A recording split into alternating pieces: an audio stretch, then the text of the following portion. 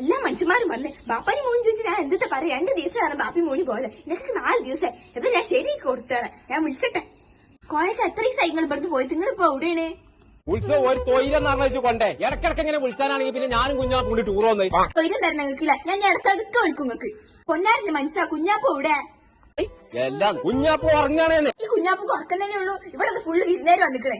വിരുന്നേര് മുഴുവൻ വന്നിക്കണോ? പടച്ചറപ്പെന്ന് വെക്കേ വെക്കല് വെച്ച പോത്തിനെ കരിയിൽ വിരുന്നേര് വന്നിക്കണല്ലോ. എന്തോ ഒരു ആട്ടാണ് കുഞ്ഞാത്ത് കുറച്ച് തല ഇരുമ്പാണ്.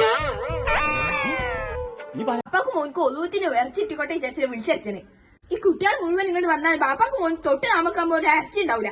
എവിടെ പോയി ഇനി തുടങ്ങിയാലും മറ്റേ കളി. കുഞ്ഞാപ്പോ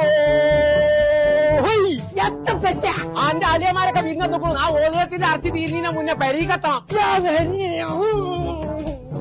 എന്റെ ചേർത്ത കുഞ്ഞാപ്പൂനെ കണ്ടോ? കാര്യം ഇന്നിവിടുത്തെ പോകണ്ട പറ്റിയാ പോകച്ചും പൂതി ഞാൻ ഇറച്ചി കത്തി അവിടെ ചുണ്ടലിയെ അല്ലെങ്കിൽ ഒരു ബൈക്ക് കൊണ്ടുപോണ പരിപാടിയില്ല. നിർത്തി ഇന്നത്തോടു കൂടി ഒറ്റ തന്നാണല്ലോ മനസ്സിന് പഠിപ്പിച്ച്. പച്ചത്തളകൾ ചാടി ചാടി പോകുന്നേ. അതിലൊന്നുകൂടെ ചാടി വന്നാൽ അപ്പോഴെന്താ 2 ഇപ്പൊ ചാട്ടുണ്ട്. ആ കുഞ്ഞാപ്പൂണ്ടേ ഞാൻ ആട്ടിയമ്പാറ റിസോർട്ടിലാടേ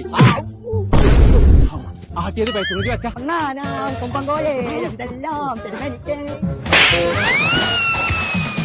കളിക്കാനോ കളം തരുമേ കുളിക്കാനോ കുളം തരുമേ. ഇറച്ചി നാട്ടാക്കണം എന്ന് കേൾക്കണ്ടേ.